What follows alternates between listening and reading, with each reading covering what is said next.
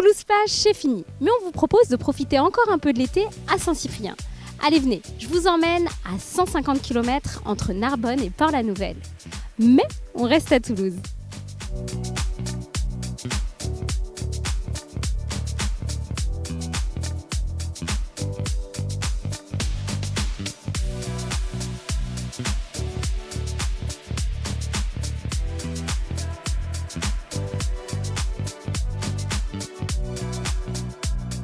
À quelques pas d'ici, à côté du Dôme de la Grave, on part sur la côte méditerranéenne avec l'Office du tourisme de la Côte du Midi pour voir des anamorphoses.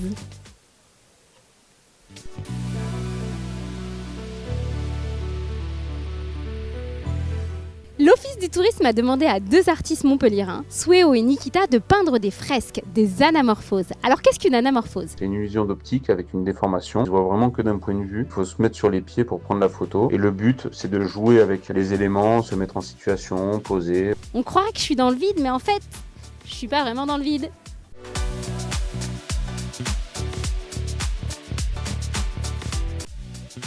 On part pour l'abbaye de Fontfroide, au XIe siècle. Et là, je suis vraiment à deux doigts de tomber. Et non!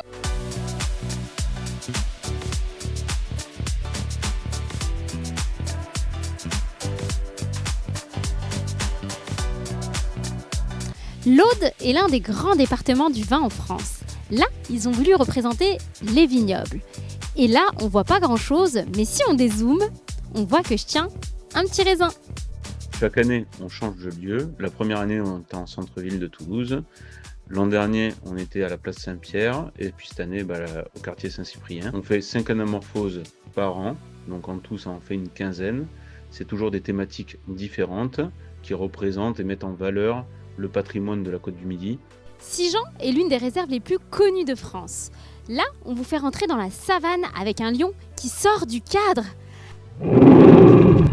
Dernier point, le phare de Port-la-Nouvelle. On dirait pas, mais il fait 18 mètres de haut. Vous me voyez ? Alors faites comme ces personnes, profitez d'être à Toulouse pour venir voir ces anamorphoses. Moi je vous laisse, je vais bronzer.